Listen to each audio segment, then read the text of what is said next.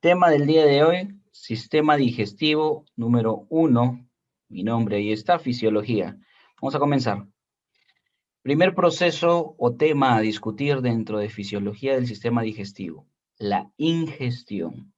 No puede funcionar el sistema que estamos discutiendo sin que no haya lo que va a ingresar a ser digerido y poder ser absorbido para llevar los nutrientes a todo el cuerpo.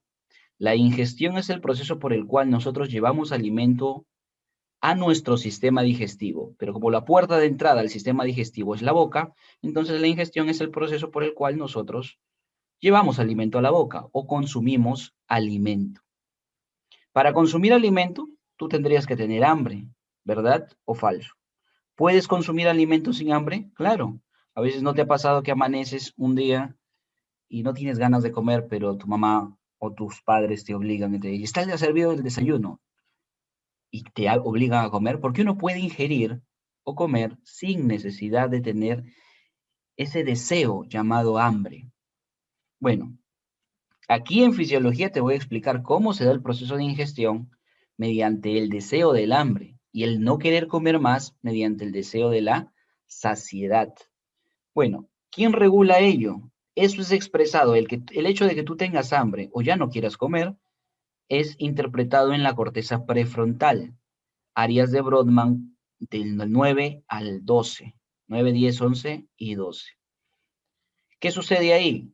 Ahí van a ver estas dos ideas que te van a llevar a querer comer o a no comer. De rojo, así como el semáforo, alto, ya basta, no comer. Y de verde, seguir como el semáforo, prosigue, come, engúllete de comida. ¿Cómo se decide estos dos tipos de conductas? Porque tú tienes la idea de estar lleno o ya no querer más, la saciedad, y de querer consumir alimentos, hambre. ¿Y esto quién te lo envía? ¿Cómo llega esta idea a tu yo, a tu consciente, a la corteza prefrontal? Investigado durante muchos años este proceso, llegaron a la conclusión de que estaba regido por el cerebro interno, por la parte del diencéfalo, exactamente una de las 5 partes que tiene el diencéfalo. ¿Recuerdas que el diencéfalo tiene el tálamo, el epitálamo, el hipotálamo, el subtálamo y el metatálamo? De esas 5 partes, el hipotálamo con sus núcleos son encargados de mandar estas señales a manera de neurotransmisores que dan la idea de saciedad y hambre. Si esto representa a la región del hipotálamo, ese cuadro que ha aparecido en pantalla, voy a mencionarte que debes conocer dos núcleos importantes para lo que vamos a discutir. Uno es el núcleo paraventricular y el siguiente es el núcleo arcuato. El núcleo arcuato, que se ubica en la parte inferior o parte basal en el hipotálamo, en la parte basal del tercer ventrículo, este núcleo tiene la peculiaridad de poseer dos poblaciones de neuronas, agrupadas en lo que llamamos subgrupos o subpoblaciones neuronales del núcleo arcuato. Una de ellas se llaman las neuronas NPY o neuronas AGRP, y el otro se llama las neuronas POMC o neuronas CART. ¿Y esto debido a qué? A los dos tipos de moléculas más importantes que manejan para la comunicación celular que tienen. Por ejemplo, está este conjunto de poblaciones de neuronas dentro del núcleo arcuato. Uno de los neurotransmisores más importantes que maneja es el neuropéptido Y, mientras que otro mensajero químico que maneja es la proteína relacionada con el agouti, proteína relacionada con el agouti. O sea, se podría decir que el nombre que recibe este grupo de neuronas es por el neurotransmisor que maneja, ¿sí? Por el otro lado, para producir el principal neurotransmisor de este nuevo grupo de neuronas, que es el MSH alfa, o sea, hormona estimulante, lo voy a poner acá, aunque voy a tener que borrarlo porque tú apúntalo.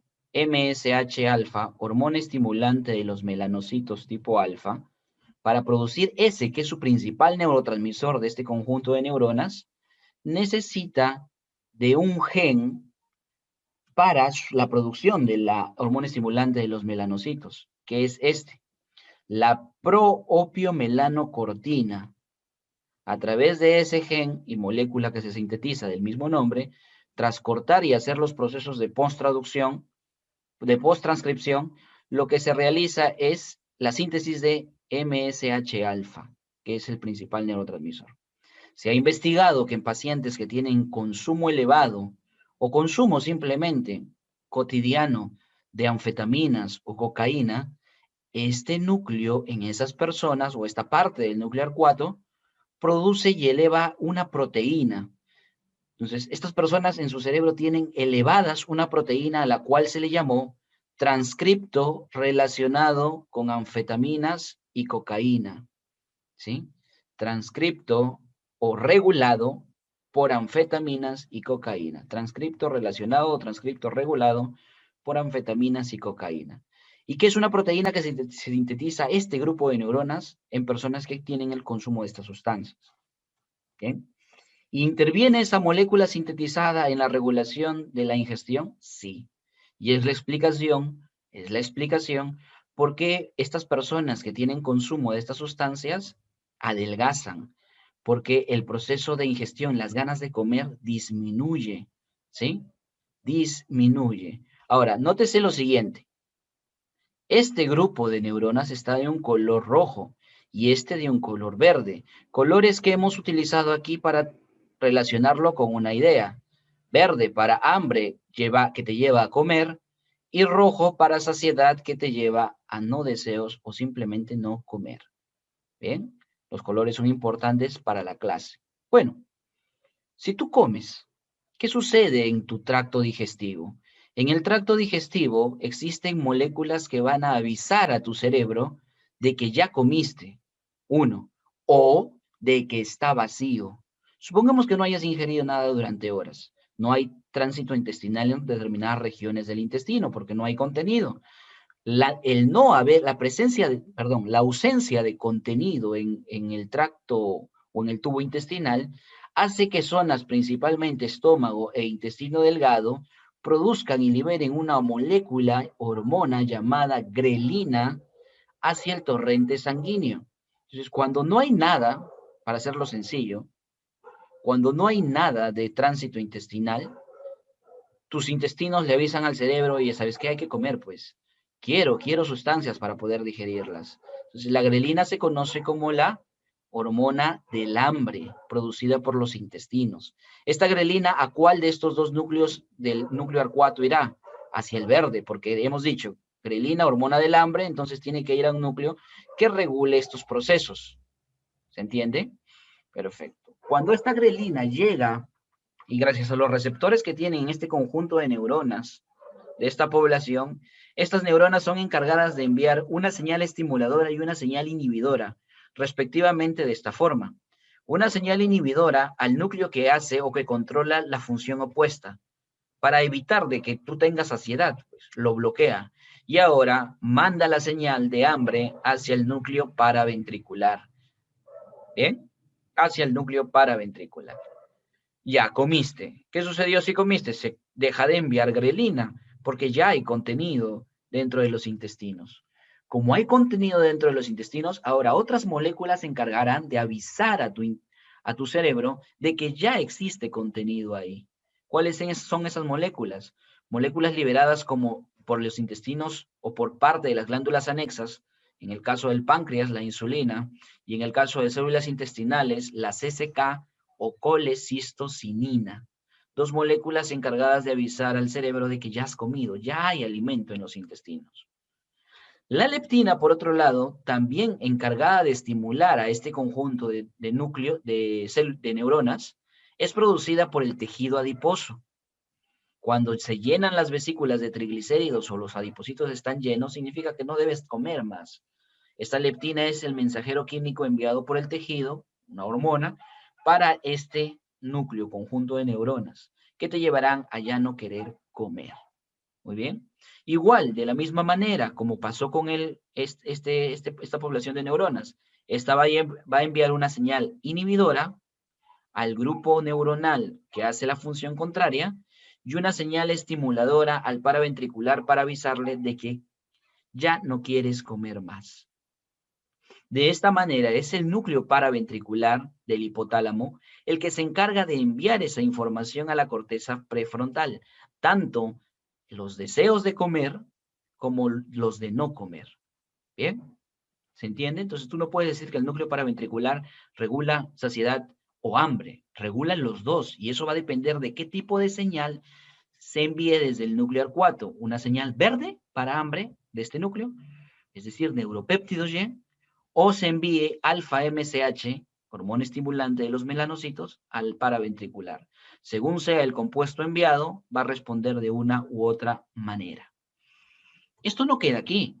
Este proceso que aparenta ser sencillo o más o menos complicado, se complica aún más porque existen otras rutas que pueden colaborar en este fenómeno o regulación, como por ejemplo, gracias a la presencia de alimento en los intestinos, existen receptores de distensión ubicados en la capa muscular y capa mucosa del tubo digestivo, capa muscular y capa mucosa, receptores de distensión, los cuales reflejan que hay algo dentro del tubo, porque si hay algo, se distiende, ¿sí? Receptores de que hay algo dentro del tubo, hay alimento, o lo que sea, ¿no? Bolo alimenticio, quimo o kilo, ¿bien? Y quimioreceptores que confirman de que ese algo es alimento. Entonces, moléculas se van a desprender poco a poco del alimento a medida que pasa por los diferentes jugos y enzimas que van degradándolo a nutrientes. Y bueno, hay quimioreceptores en los intestinos que permiten identificar que lo que está pasando es alimento. Entonces, sea por su volumen o sea por su contenido, finalmente, esa información de que hay alimento en los intestinos es llevado al núcleo del fascículo solitario. Núcleo encargado de, es un núcleo netamente sensitivo, ¿eh? Núcleo del fascículo solitario. Es el al cual se le envía la información de la información de sensibilidad visceral, ¿sí? De sensibilidad visceral, sobre todo la del tubo digestivo. Entonces, si está de rojo, ¿qué va a mediar? La saciedad, ya no comer más. ¿Por qué? Porque el mensaje que ha recibido es, el intestino está distendido, hay alimento adentro, quimioreceptores, y se ha confirmado de que es alimento justamente lo que tiene. Entonces, ¿qué va a hacer el núcleo del fascículo solitario? Su color lo dice todo. Él se va a encargar de decirle al paraventricular, oye, ya no hay que comer más, ya no hay que comer más. ¿Bien? Esto es el conocimiento actual que se tiene del control de la ingestión, el control neurohormonal para la ingestión. Sin embargo, las teorías aparecieron desde el siglo XIX, en los años 1800, inicios del siglo XX, en donde Mayer plantea la teoría llamada teoría glucostática de Mayer.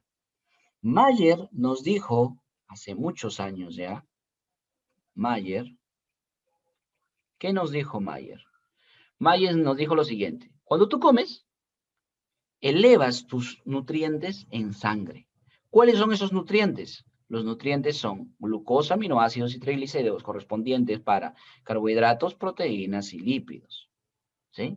O sea, tú comes, se supone, digieres, generas nutrientes en el intestino y los absorbes, y estos aumentarán en el torrente sanguíneo. Entonces, Mayer se basó en los estudios en los cuales se elevaba la glucosa tras ingesta de alimentos. La glucosa en sangre se empezaba a elevar. Él se centró en la glucosa. Por eso su teoría dice lo siguiente. Su teoría es básica, mira. Todavía no se conocía esto de acá. Entonces, su teoría decía, cuando tú comes, la glucosa se eleva en sangre. Y al elevarse la glucosa en sangre, le dice a un núcleo del cerebro de que ya no tienes que comer. Y por ende no comes. ¿Sí? Entonces, con los estudios más o menos de esos años en los que se plantea la teoría glucostática de Mayer, se mencionó por experimentos que tienen que ver con los prisioneros de la Primera y Segunda, sobre todo de la Primera Guerra Mundial, se vio que al dañar núcleos notorios dentro del cerebro interno, como el ventromedial y el hipotalámico lateral, estos núcleos hacían de que tanto en animales como en estas personas que utilizaron para experimentación, que estos seres comieran más o ya no tengan apetito, ya no tengan ganas de comer y mueran por no querer comer. Esos dos núcleos tradicionalmente eran considerados como núcleos que controlan el hambre y núcleos que controlan la saciedad. Si yo te pregunto, quizá te llegó en algún momento esa información. Núcleo que controla la saciedad, el núcleo ventromedial. Núcleo que controla el hambre, el hipotalámico lateral. Pero esos son estudios antiguos. No significa que estén mala, están bien, pero y ahora te voy a explicar la forma en cómo lo regulan. Bueno, entonces, ¿se entendió la teoría glucostática de Mayer? Niveles elevados de glucosa son captados en sangre después de comer, son captados por el núcleo ventromedial del hipotálamo, el cual te dirá que ya no comas más, saciedad. Ahora se sabe que el núcleo ventrolateral es el que manda señales a través de sinapsis al núcleo paraventricular para informarle que ya no quieres comer, ¿sí? De esta manera se trabaja entonces. Se podría decir quien decide y quien tiene la última palabra es el núcleo paraventricular y el más importante en el proceso de la ingestión. Perfecto. ¿Es el único núcleo? No. Ya en la actualidad se conoce que el núcleo también llamado dorso medial, acá chicos corrijan, ¿ah? Recién me he dado cuenta de que hay el error. Ahí no es ventrolateral, es ventromedial, ¿sí? Tremendo error. Corrige, corrige. Núcleo ventromedial, ¿sí? Bueno, y el dorso medial lo que hacen es informar al paraventricular para que ya no coma. Recuerda, rojito ayuda mucho, ¿ya? Rojito, no comer, saciedad. Hay núcleos, aparte de los mencionados, Doc, que sean de verde, o sea, controlen el hambre, sí. El núcleo perifornicular y el núcleo lateral. Muy bien. Y el núcleo lateral. ¿Hasta ahí se ha comprendido? Perfecto. Justo después de la teoría glucostática de Mayer, gente digo yo, porque no se les recuerda en la historia, plantean sus teorías. Obviamente son científicos e investigadores, plantean las teorías, pero para mí son copia. Y así lo tomó la historia, por eso que no resaltan sus nombres. Entonces salió por ahí un individuo que dijo, ah, ya, pero la glucosa no es lo único que se eleva. ¿Qué pasa si tú tienes dieta rica en proteínas? Entonces, son los aminoácidos los que deben ser captados también por el ventromedial para provocar la saciedad. Y esa teoría se llamó teoría aminostática. Y para los lípidos, lipostática, ¿sí? Que simplemente son copia, ¿sí? Cambiando el sustrato de la teoría glucostática de Mayer. Muy bien, muchachos. Ahora, estos núcleos pueden ser, como estamos hablando del hipotálamo, y el hipotálamo es el encargado de regular la temperatura porque tiene termostatos y núcleos con la capacidad para generar mecanismos en tu cuerpo para elevar o disminuir la temperatura. La temperatura también está relacionada con los procesos de hambre y saciedad. Usualmente cuando tu temperatura supera o se acerca a los 38 grados, a medida que se acerca más a los 38 grados o se eleva de la temperatura estándar, de la temperatura normal, tienes menos ganas de comer. Eso explica de que cuando tú tienes fiebre y te sientes malito, no tengas ganas de comer, ¿sí? Entonces, esa teoría se llamó la teoría termostática de la ingestión, por el cual, si sometemos a un animal de experimentación o a un ser a elevar su temperatura, va a tener menos ganas de comer. Y por lo contrario, si lo ponemos o lo sometemos a temperaturas más frías, va a tener más ganas de comer. ¿Sí? Son mecanismos de evolución en realidad. En un ambiente frío, ¿tú qué necesitas? Más tejido graso. Entonces, eso estimulará que tú comas más, para que tengas más reserva de tejido adiposo. ¿Sí? Teoría termostática. Bien. El núcleo paraventricular, luego de decidir, sobre todo, de que ya no comas, sobre todo de que pares de comer, se va a comunicar con núcleos simpáticos del hipotálamo. Es el sistema nervioso central del sistema simpático. Esta parte central del sistema simpático lo controla dos núcleos, el hipotalámico lateral y el hipotalámico posterior, los cuales, después de que el paraventricular decidió que ya no debes comer, se activa este sistema autonómico con la finalidad de ¿qué? De empezar a distribuir los nutrientes y de que el hígado también los libere al torrente sanguíneo. Entonces, aumenta nutrientes en sangre gracias al sistema simpático, regulado desde el hipotálamo.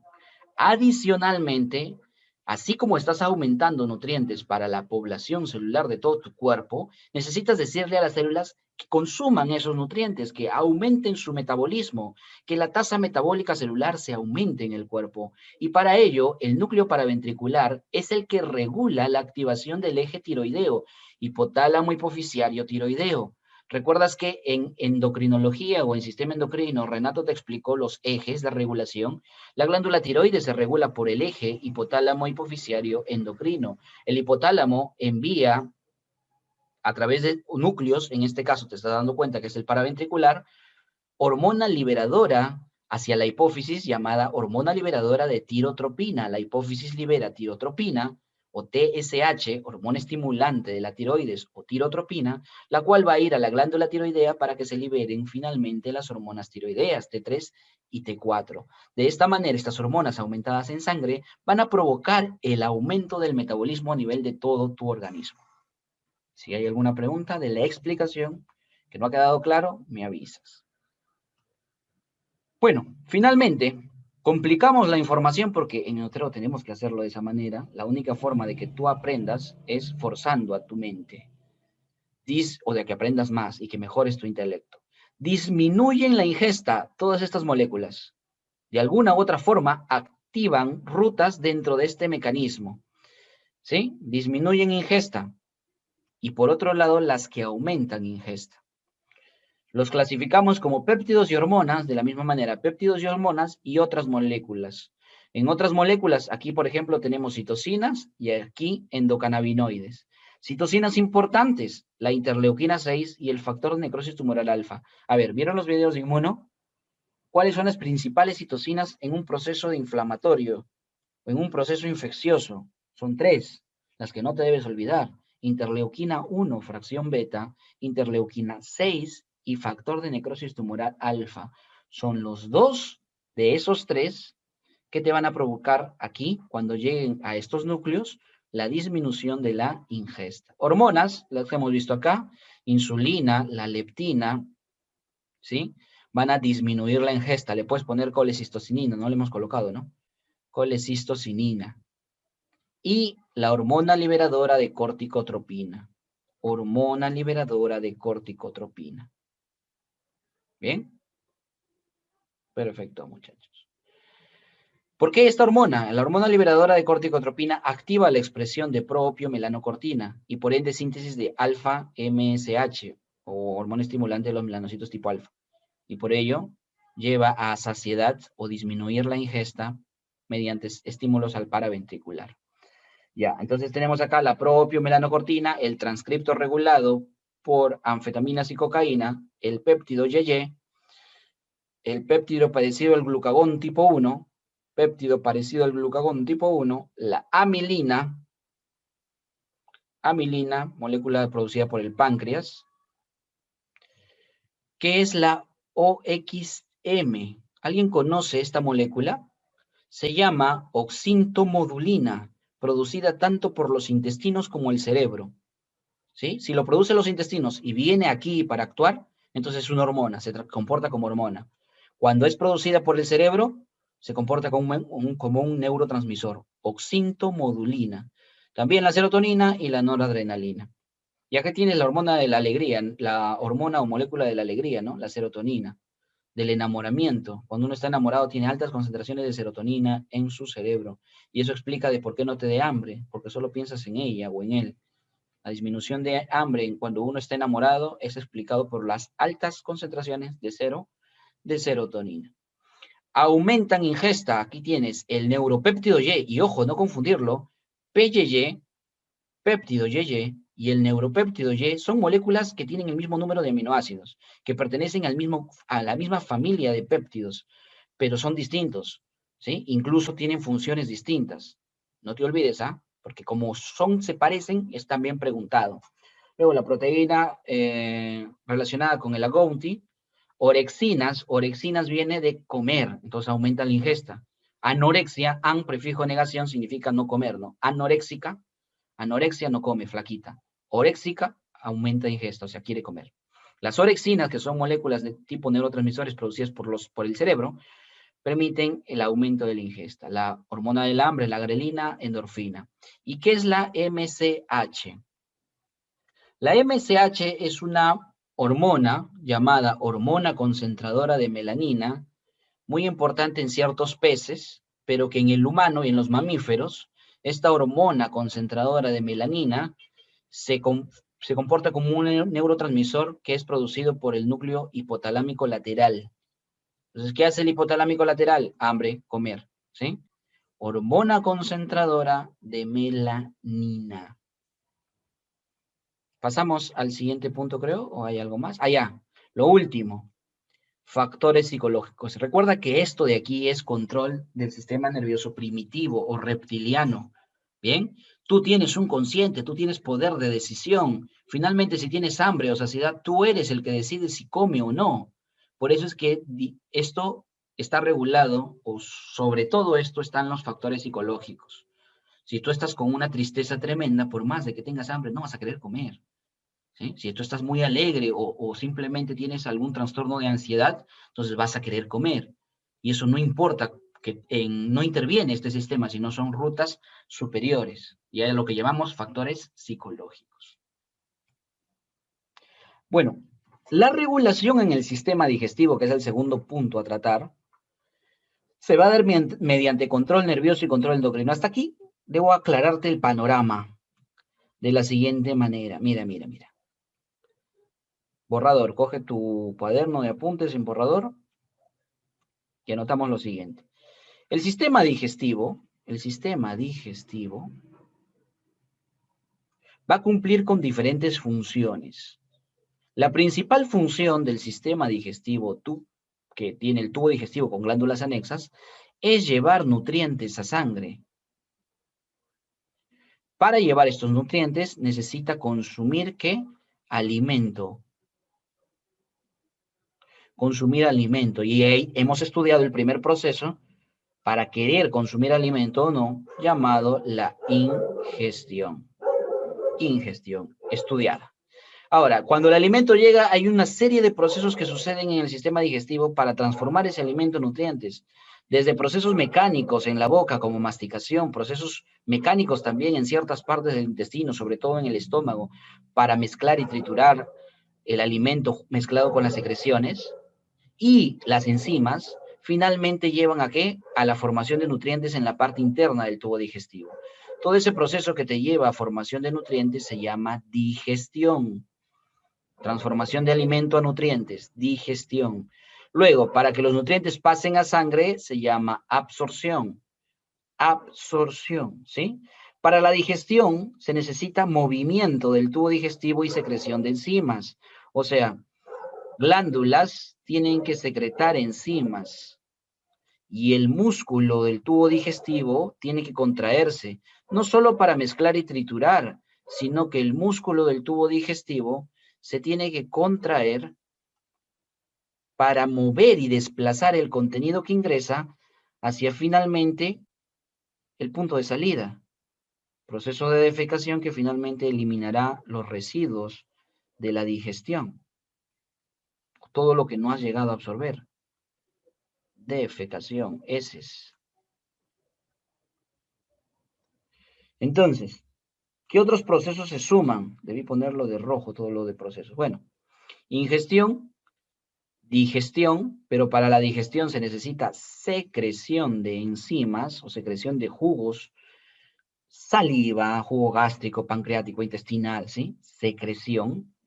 Y contracción, o sea, motilidad, movimiento. Todo lo que ves ahí encerrado en bolita, que debió estar todo de rojo, son los procesos que finalmente se estudian en fisiología y cómo ordenamos el temario de fisiología. ¿Qué vamos a ver en el capítulo? Ingestión, secreción, motilidad, digestión y absorción. Conmigo en la clase de hoy vamos a estudiar los tres primeros. Ingestión, que ya lo vimos, check. Secreción y motilidad. Y se acabó la clase. Con Renato en la segunda, en digestivo 2, vas a ver digestión y absorción.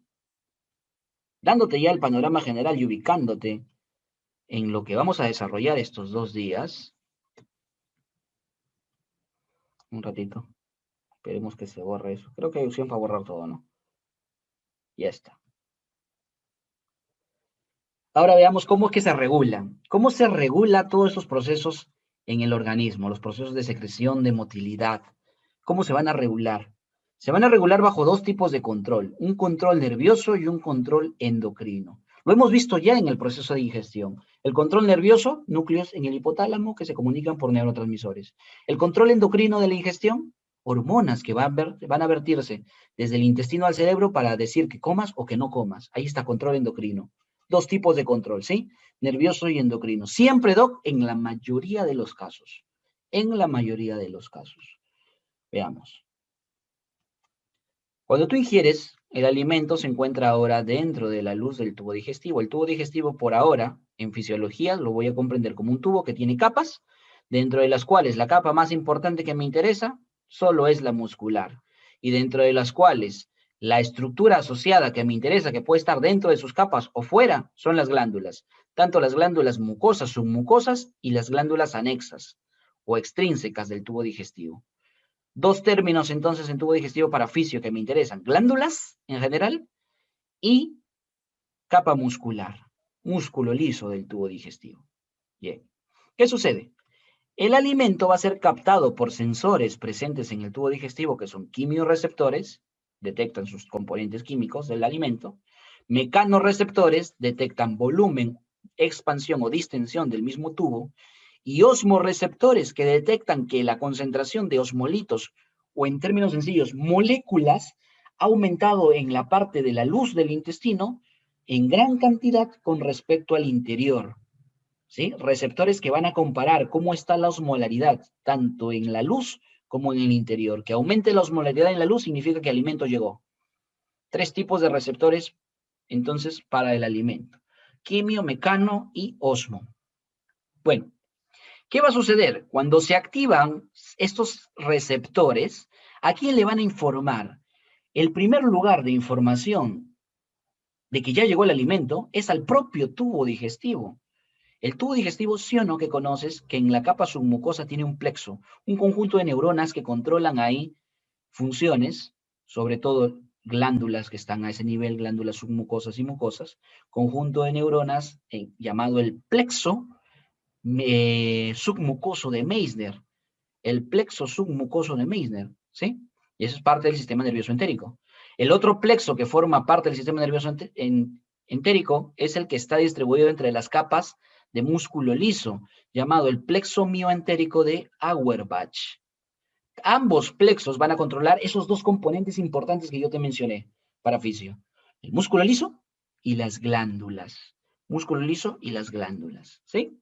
Sistema nervioso entérico. Ahora, distribuidos en la mucosa también existen, porque hasta aquí este es control nervioso, ¿verdad? Regulación por control nervioso. Ahora, ¿y dónde queda el control endocrino? Hay células distribuidas aquí, en la mucosa, llamadas células endocrinas. Estas células endocrinas también pueden controlar con mensajeros químicos la contracción o relajación del músculo y la secreción o no del contenido de glándulas. ¿Sí? Entonces ahí tienes los dos controles, el control nervioso y el control endocrino.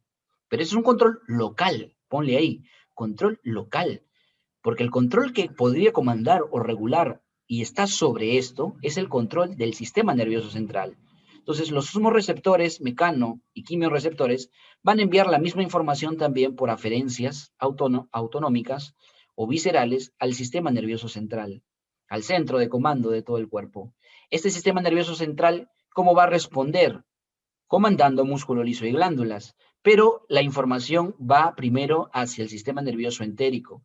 ¿Y cómo lo hace? A través del sistema nervioso autónomo, tanto con el componente simpático como parasimpático, si finalmente tiene conexiones con el sistema nervioso entérico.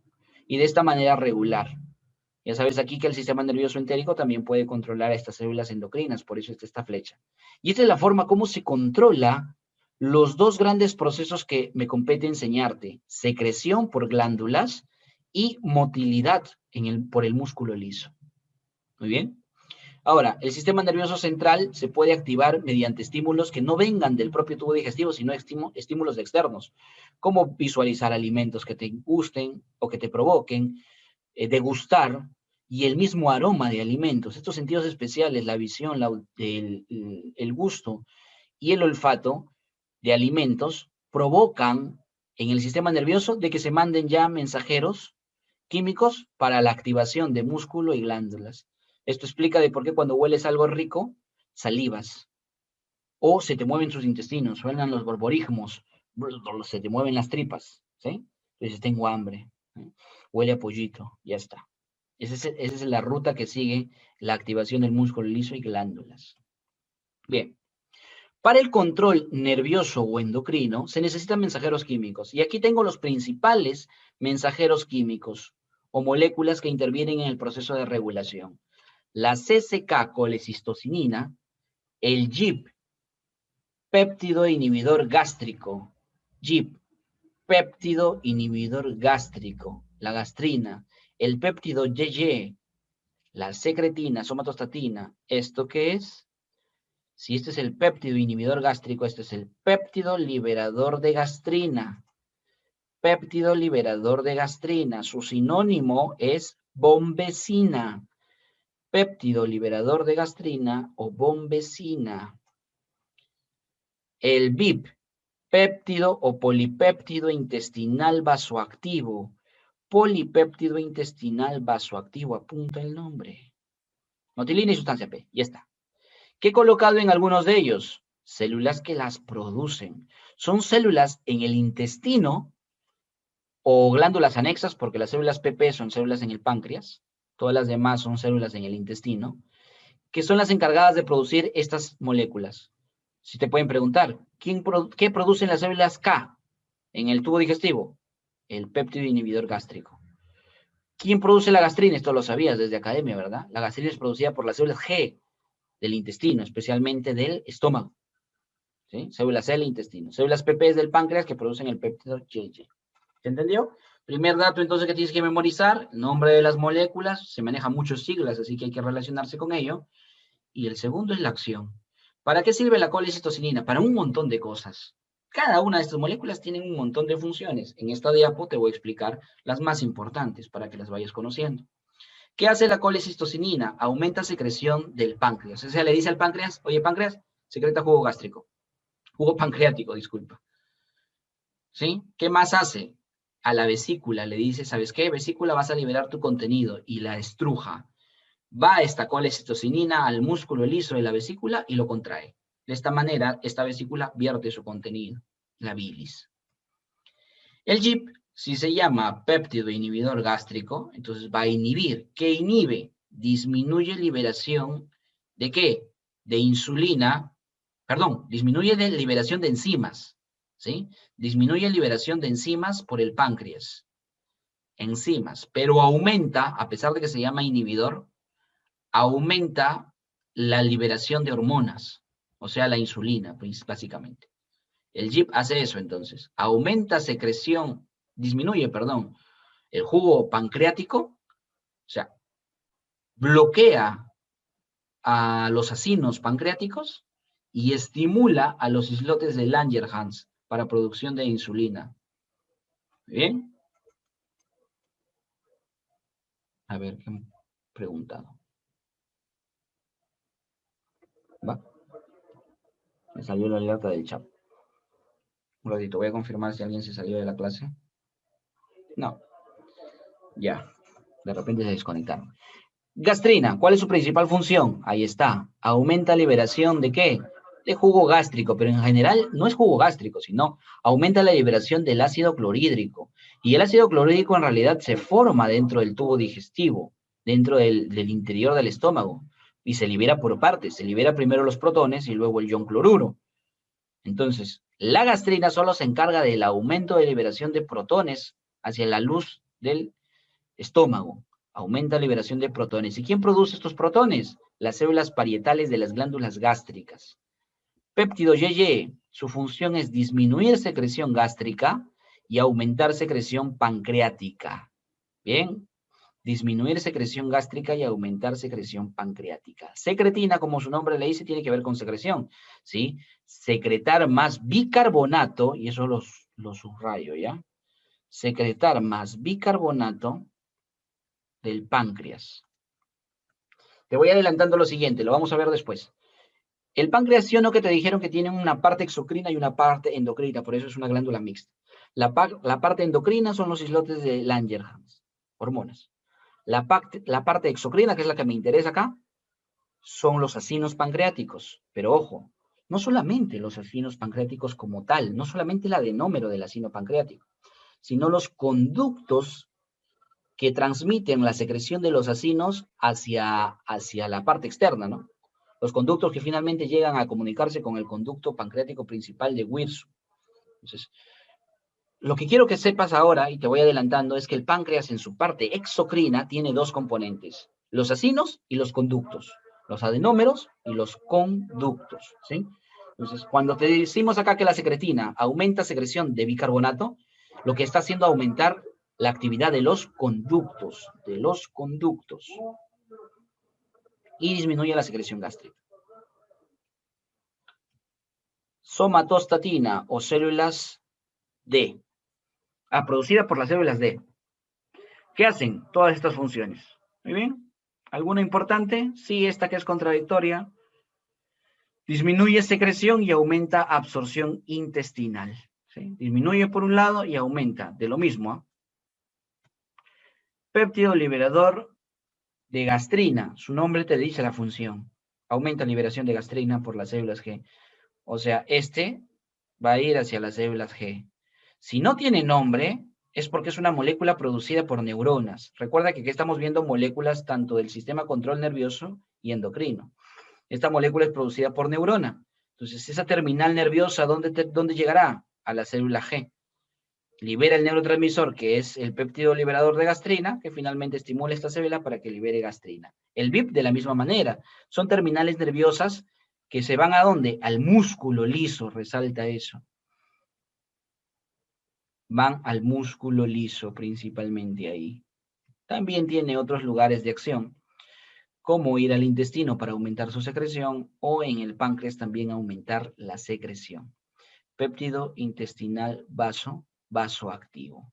Vasoactivo, relaja músculo liso, pero como los vasos sanguíneos tienen músculo liso, esa misma relajación la puede hacer en el intestino y en el páncreas. Y relajar los esfínteres precapilares en estos órganos hace de que le des más aporte de sangre a estos órganos, por ende, produzcan más secreción, ¿sí? Relaja musculatura lisa del músculo del tubo para que el tubo se relaje y del músculo de vasos sanguíneos que llegan a estas partes, al intestino y al páncreas, para darle más elementos para que produzcan más secreción. Motilina, nombre lo dice, aumenta contracción del músculo liso. Se podría decir que son funciones antagónicas. Y la sustancia P es un neurotransmisor utilizado por el sistema nervioso entérico para la comunicación aquí, la comunicación o control local. Sustancia P. ¿Bien? Se ha analizado y hay estudios, varios reportes, diferentes gráficos. Yo te he traído este que más me gusta, sobre el nivel de producción de las moléculas en diferentes lugares del tubo digestivo. Por ejemplo, la gastrina, ¿dónde se produce? Por las células G. ¿Las células G solo están en el estómago? No, también están en el intestino, sobre todo en las primeras porciones, duodeno y yeyuno. Pero su liberación ahí es de menor capacidad. La mayor concentración o liberación de gastrina se encuentra por las células G del estómago, principalmente del antro. Como puedes ver ahí, en el fondo hay pocas. ¿Eh? Más es hacia el antro. Entonces, de esa manera interpretas el gráfico. Rayita o columna más gruesa significa mayor y columna más delgadita, menor concentración. La guanilina, por ejemplo, es una molécula principalmente producida por el intestino grueso, ¿sí? Que actúa a ese nivel para la absorción de agua, la guanilina.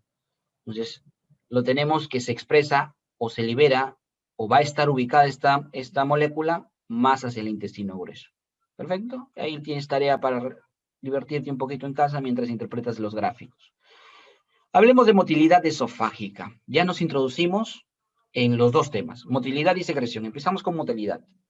La motilidad esofágica, antes de hablar de esta, tengo que hablarte de algo que sucede.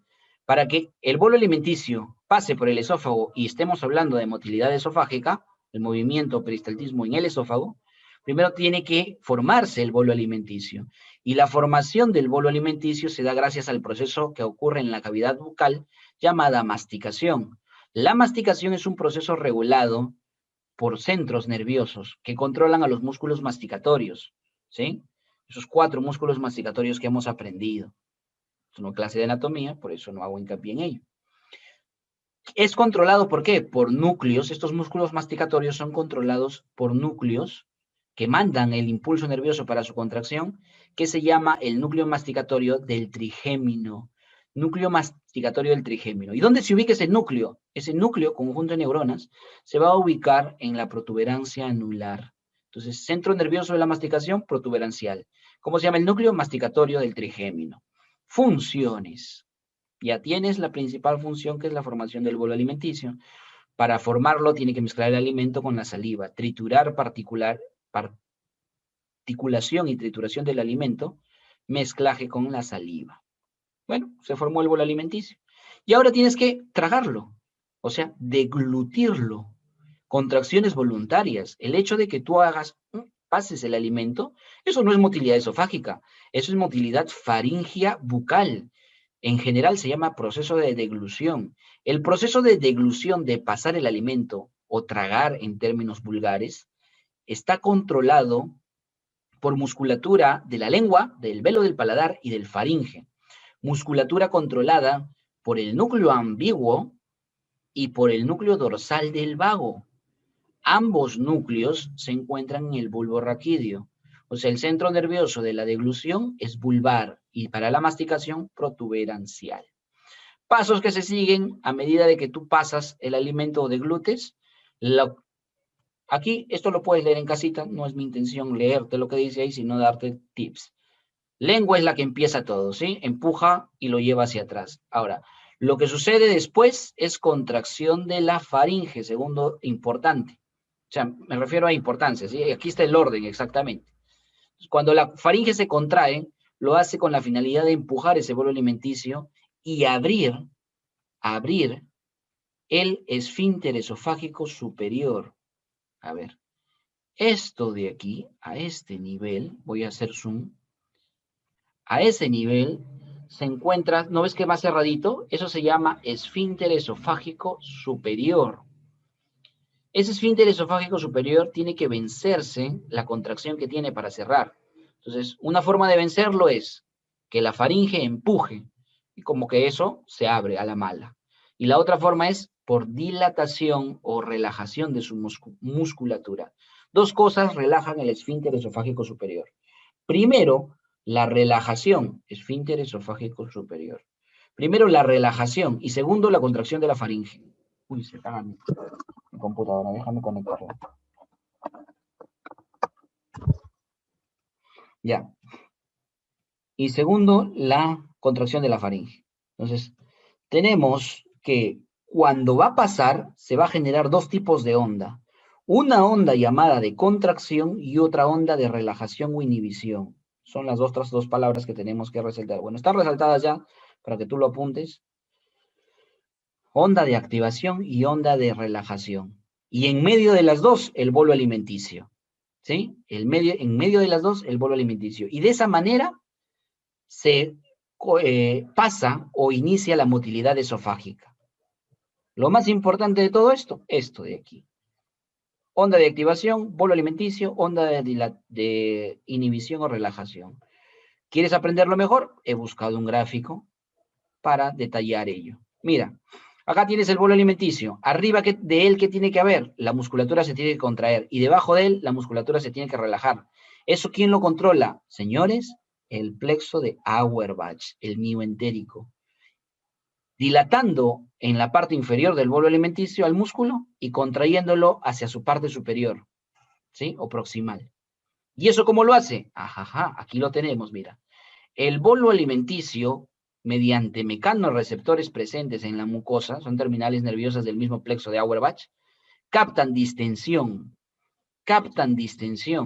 o captan estímulos químicos, mensajeros químicos vertidos por los quimiorreceptores. Quimiorreceptores capta alimento, envía la señal, un estímulo de la mucosa. ¿A qué? A estas neuronas. Neuronas del plexo mioentérico. Estas neuronas del plexo mioentérico hacen lo siguiente, mira. Tienen conexión. Veamos una de ellas. Veamos esta. Distensión. ¿Qué provoca? Que esta neurona se comunique tanto con una neurona que va a enviar su prolongación de forma retrógrada, sí, retrógrada es el término, de forma retrógrada, y otra que va a enviar su prolongación de forma anterógrada. Es decir, para comunicarse con neuronas que están antes del bolo alimenticio, en la musculatura anterior al bolo alimenticio, y neuronas que están en la musculatura posterior al bolo alimenticio.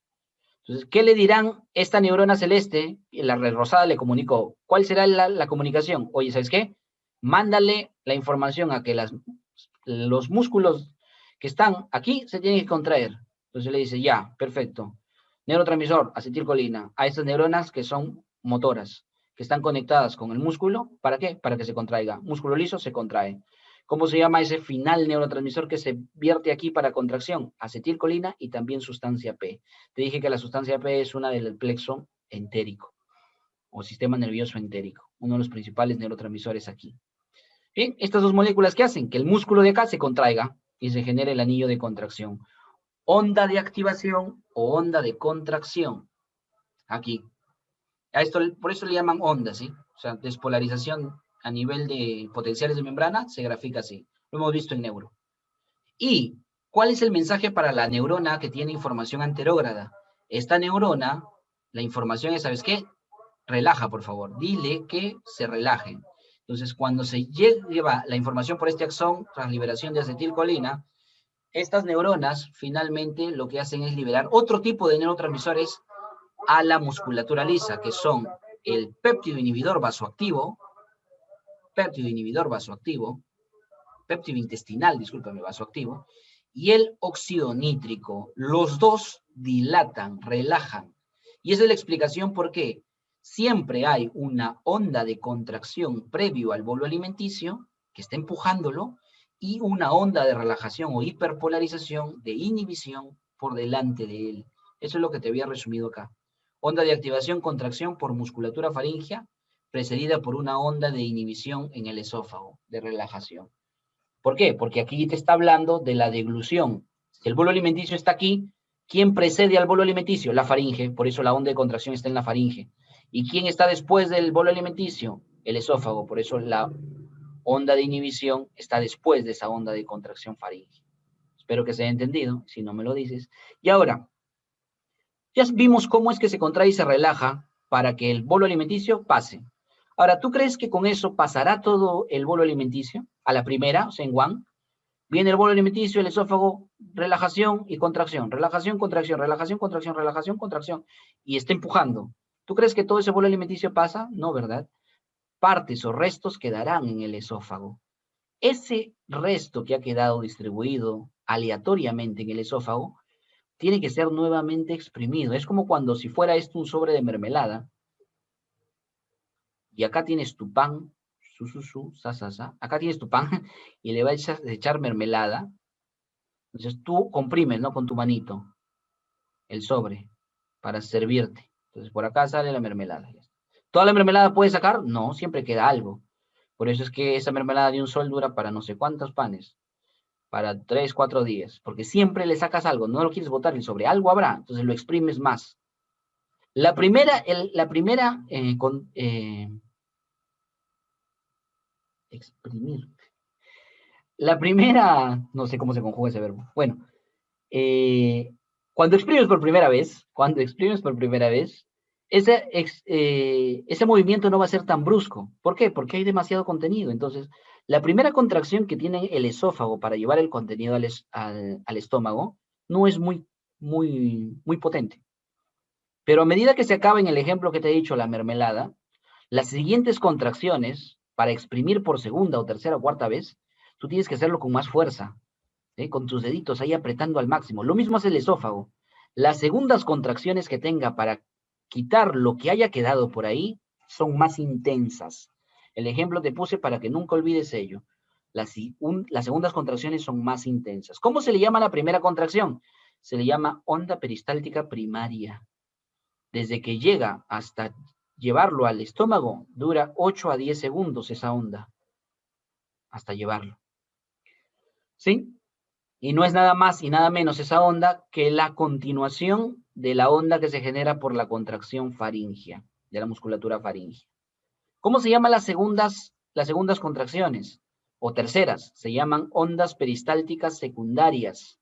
Aparecen en cualquier parte, claro, porque va a depender dónde se quedó el resto de bolo alimenticio. Si se quedó en medio, ahí aparecerá. ¿Para qué se va a comprimir desde arriba? Si está distribuido ya en diferentes partes, ya en cada una de esas partes va a empezar. Las ondas peristálticas secundarias. ¿Cuál es su función? Limpiar por completo el esófago. Son de mayor intensidad. Muchachos? Ya. Cuando se contrae esto, el estómago, que usualmente está aplanado, tiene que relajarse para poder recibir al bolo alimenticio. Entonces, tiene que haber un mecanismo de relajación del estómago. Eso se llama relajación receptiva del estómago. En anato, me habrás escuchado, y si no, para los que no han llevado cursos con Notrero, el estómago o cualquier parte del cuerpo tiene diferentes formas de estudiarse o partes de acuerdo al curso o enfoque que tú le estás dando. Por ejemplo, el estómago en anatomía, ¿qué tiene? El estómago en anatomía tiene fondo, tiene cuerpo, tiene antro y tiene conducto pilórico, que son las 4 partes del estómago para anatomía, de sus porciones internas. En fisiología esto no se cumple, pues. Bajo el enfoque de fisiología tú solo tienes 2 estómagos o 2 partes. Estómago proximal y estómago distal, ¿sí? Proximal y distal. Muy bien. Entonces, ¿quién es el que va a hacer relajación receptiva? ¿Qué parte? Obviamente la que está en contacto con el esófago. ¿Y quién está en contacto con el esófago? El estómago proximal. Entonces hay que apuntar ahí, para ser más específicos, relajación receptiva del estómago proximal. ¿Cómo se logra relajar? Si vas a relajar, vas a hacer que el músculo se relaje. ¿Cuáles son los principales relajadores de músculo? El óxido nítrico y el BIP. Acá, ¿cuál es el importante? El BIP. El péptido intestinal vasoactivo. Es el que relaja para que pueda llegar el bolo alimenticio al estómago.